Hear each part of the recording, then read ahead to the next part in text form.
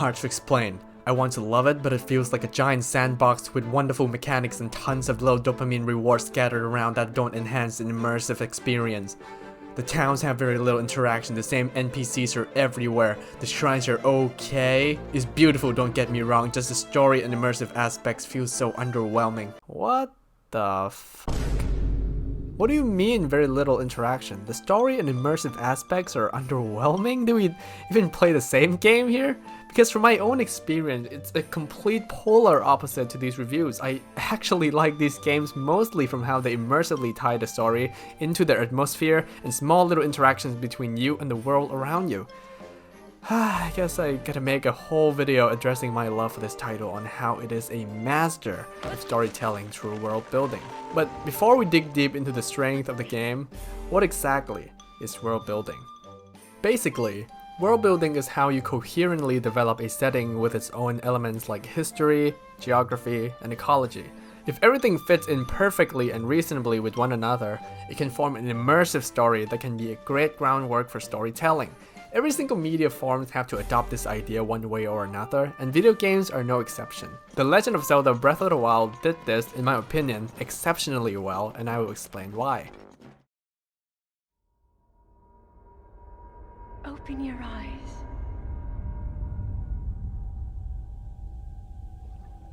Wake up, Link. Breath of the Wild has its own main storyline with how Link, our protagonist, has to go rescue our Princess Zelda in the Hyrule Castle and defeat the Calamity Ganon, meanwhile developing the immersive world for the player to freely explore with a consistent setting in mind. The post-apocalyptic setting of the kingdom worked perfectly with the geography and the story of each region in the game. The runes are one of the ways Breath of the Wild tells the story through world building. When you first started the game and were greeted with this epic opening scene,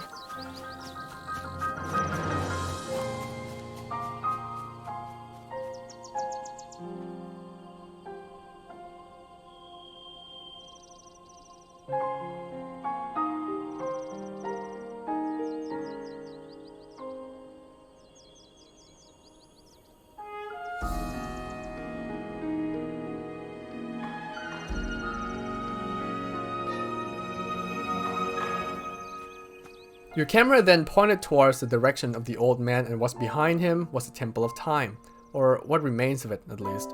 If you've played past Zelda games like The Legend of Zelda Ocarina of Time, you will know how impactful and iconic the Temple of Time is, but what happened to the beloved Temple of Time? How was it destroyed like this? There are questions that are now starting to build up inside your mind and make you want to know more about the story.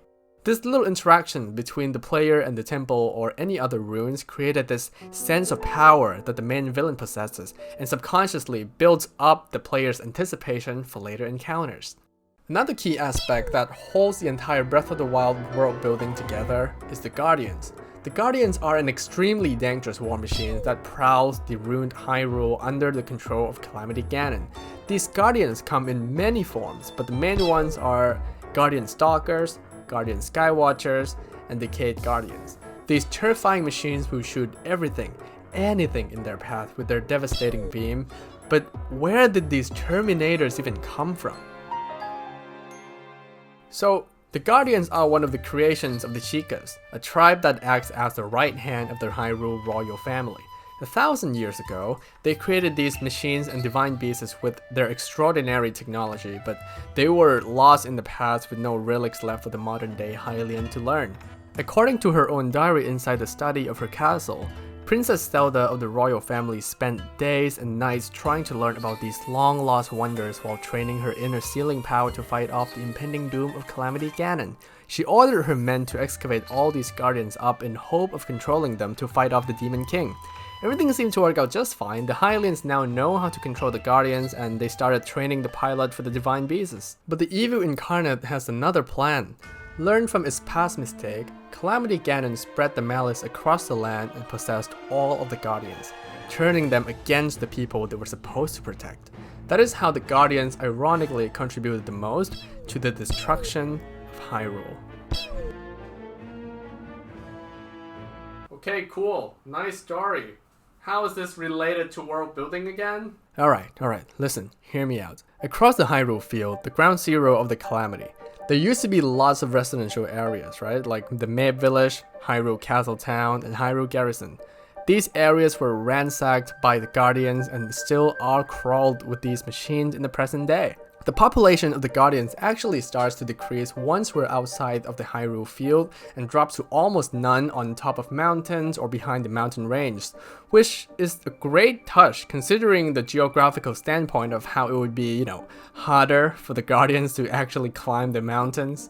There are also some points of interest with tons of Guardians like around Blatchery Plain in front of Fort Hateno. In the story, Fort Hateno was the place where Link fought to protect Princess Zelda against a whole army of Guardians and lost his life for it. In a pinch, the princess finally awoke her power, exterminated the Guardians in the area, and almost saved Link's life.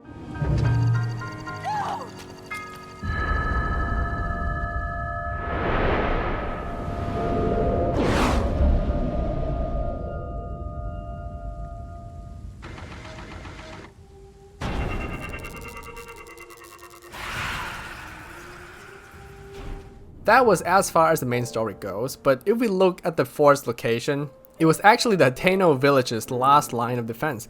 At the time, Hateno village was probably one of the biggest residential areas inside Hyrule after the fall of Hyrule Castle Town, and the loss of Hateno village would drastically damage the number of the kingdom's population. So, they can't let that happen. The remains of the Guardians in front of Fort Hateno indicate the victory of the people. But how did the people of the Hateno village even manage to deal with the might of the Guardians? Even the hero of the wild didn't stand a chance against the horde of Guardians. How come a group of ordinary people and a wall stopped this unstoppable force? That is a question that this area wants you to think about, and that is an example of implicit storytelling that would ruin the charm if you directly tell that in the main story. I personally think that it was Princess Zelda who helped the people of Hateno with her awoken power. The structure of the wall kinda shows that the people of the Hateno village also try to protect their lives as well, against the Guardians that are even crawling up onto the wall to try to break it all down. But the reality is still up for interpretation by the audience. The story left by the Guardians didn't stop there. Celtic made a video talking about more lore connected to the Guardians, and I will link that down in the description. The point I'm trying to make here is that if you are consistent with the narrative and the world building, the players will start to follow along and think along with the story. They will start to subconsciously pick up smaller details and connect some dots together and form a picture of the world in their own way. The fact that the player starts to question things like the scenery or details means that they are now immersed and invested in the world you're trying to build.